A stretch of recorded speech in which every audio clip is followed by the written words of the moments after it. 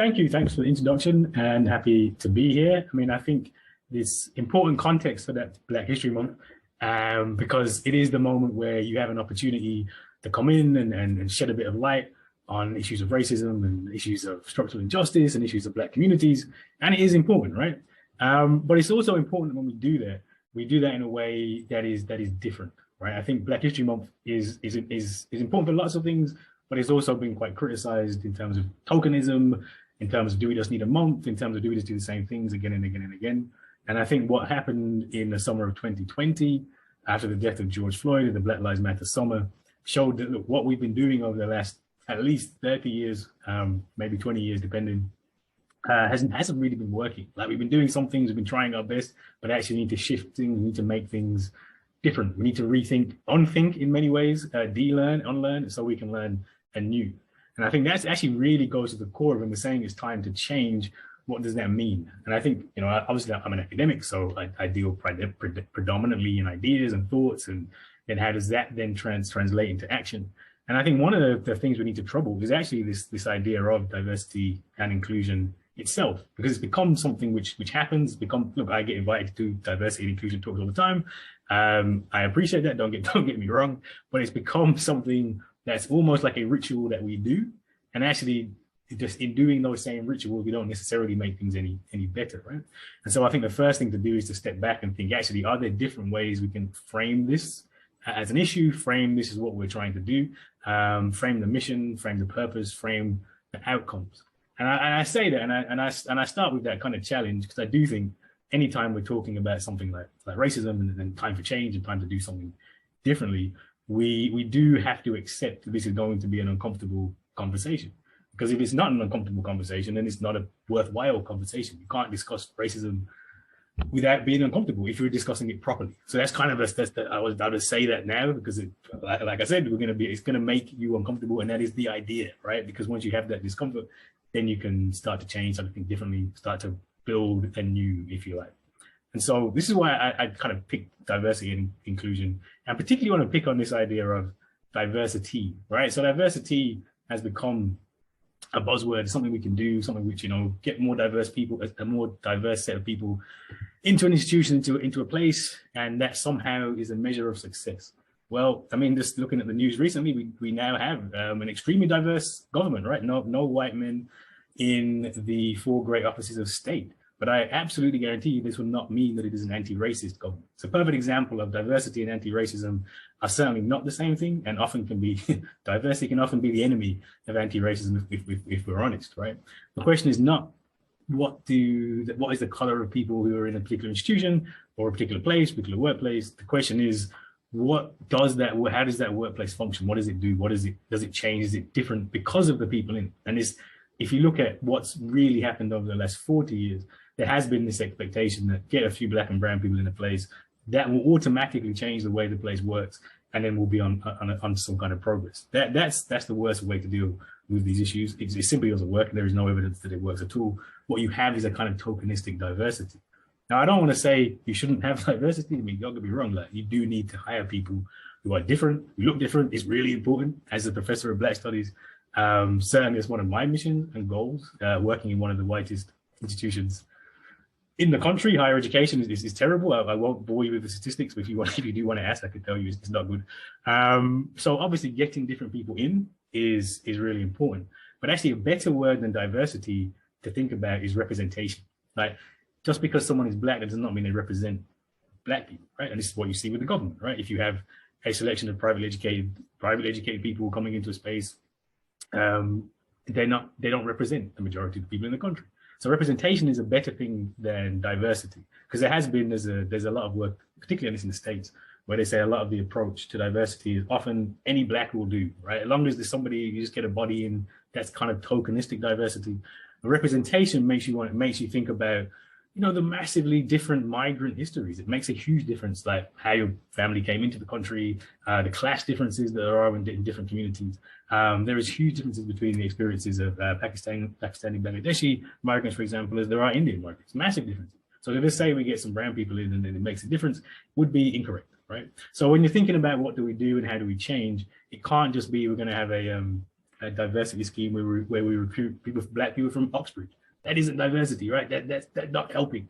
You have to be intersectional on these issues, thinking about, are we getting people from different class positions, different experiences, different backgrounds? Are we getting women in? Are we getting LGBTQ people in? Are we getting an actual, this is what diversity means, right? That represents the population. And when you start to think about that, that's a better way to think about diversity, certainly. And then also, oftentimes what we see with diversity is you tend to have more diversity at the bottom and then very little diversity at the top. So just to give you one of the terrible statistics about higher education, I am not only the only Black Studies professor in the UK, Europe actually, I am also one of only 150 Black professors in the UK, full stop. There are 150 Black professors, so few Black professors that we can't all get a plane together, because if there's an accident, then there's none of us left, right? So like that's how few there are. So when we're talking about diversity, seniority really matters. You find at the top of these institutions, it isn't diverse at all.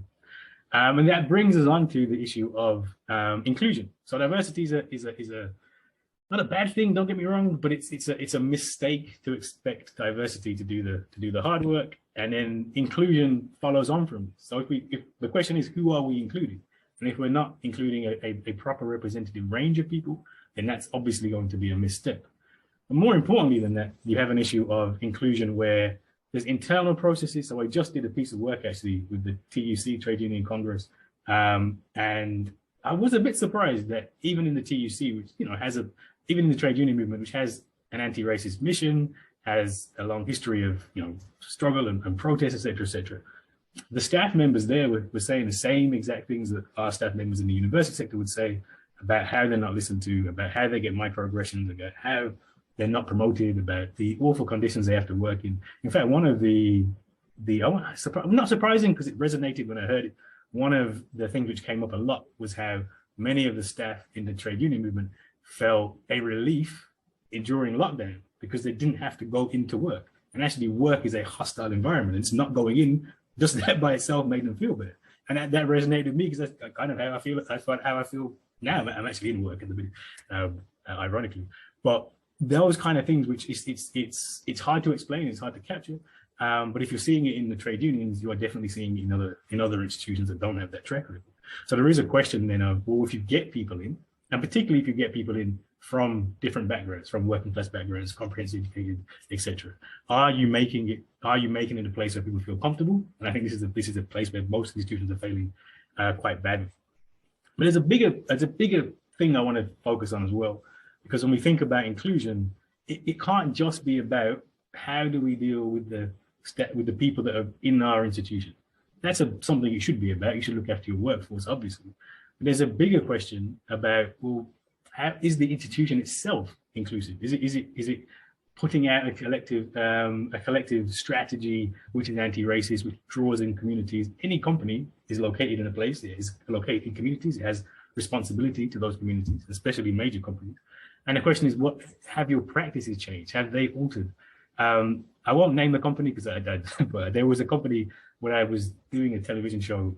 It's called We Are Black and British, and we had this whole thing about diversity training, and we went and did diversity training at this company, very, very, very large company, for a day. And there was lots of things about internal and how we're doing and how we're making sure we're shifting, making our staff feel better, etc., etc. There's really a lot of focus on the internal. And then I was talking to somebody who worked there, and they said their job was they did care and custody. And I asked him what the custody aspect of the organization was, and it was home office detention, detention and deportation, right? So it's fine, look, to say, look, we in our place where we're detaining people and deporting them during the Windrush scandal, we did that politely and we did it with a good ethos. But actually, the actual practice of what you're doing is deeply problematic, right? And this is really important. It can't just be about the internal. It has to be about what are we actually doing? Is the organization shifting? And the same organization also did a lot of outsourcing of public sector workers. So many of the workers they employed were black low-paid women, cleaning staff, security staff, etc., who the whole outsourcing process is about cutting their wages and their working conditions. So it's kind of meaningless to have a diversity scheme in a place like that if you're not then going to say, well, actually, can we do something different ourselves? Who are we trying to include our broader communities, which we are part of? So I think this is what I always set the challenge out to people at the start of this, is that actually what we need is anti-racism. What we need is anti-racist practice. What we need is a commitment to really do things very differently. And diversity and inclusion doesn't do that. It doesn't capture that. It can be part of it, but we need to radically rethink what our goals are, what our aims are, and what our strategies are. And I will stop there.